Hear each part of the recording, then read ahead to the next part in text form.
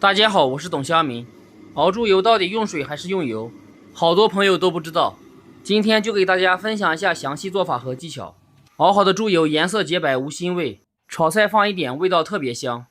准备猪板油大约5斤，把周围的瘦肉和淋巴去掉。猪板油还是放到冰箱微冻一下，切起来更方便。先切成条，稍微窄一点，再切成小块。这样制作的时候更方便，也能提高出油率。如果用量大，可以让摊主用绞肉机绞碎。全部切好放盆里备用。大葱洗干净，切刀切片，量要稍微多一些，这样熬的猪油更香。切好放盆里备用。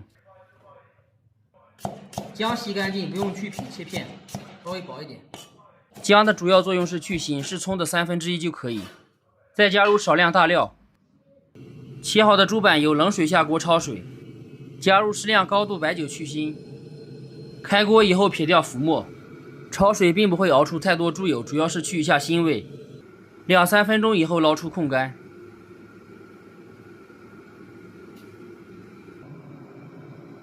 锅里加入猪板油1/5的水，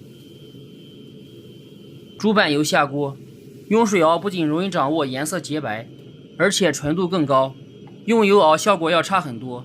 开锅随着水分慢慢蒸发，会变成乳白色。熬的时候全程小火，大概熬10分钟左右，水分蒸发完就会出油，油会慢慢变得清亮。熬至水分基本蒸发完，下入葱姜，小火慢炸，炸出香味。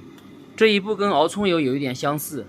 小火慢炸15分钟左右，全部飘起，颜色变焦黄以后捞出，用勺子压一下，把油挤干净。油炸挑去葱姜，撒上孜然辣椒或者白糖就可以直接吃，也可以用来炒菜、做饼、包包子。准备一个容器，撒一小把盐和黄豆，把炼好的油倒进去。第2天放凉以后就可以使用了。炒菜做汤可以增香，和面蒸馒头、蒸包子可以让表皮更白。喜欢的朋友可以试一下。